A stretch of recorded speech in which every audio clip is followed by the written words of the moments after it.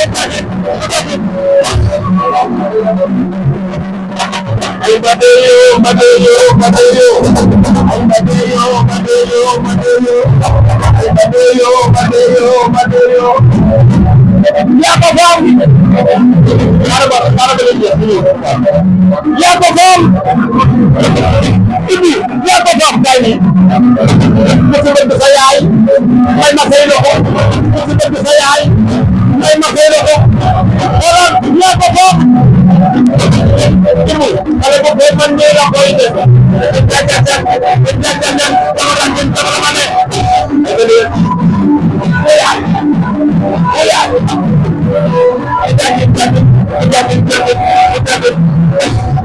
ana waani ku ci bëgg waani tàccul sa loxo waani yaa ko faam waani yaa ko faam Maria si ne sa DJ ku bëgg waani nga tàcc sa ñaari loxo waani yaa ko faam ale bu ko man nii la koy def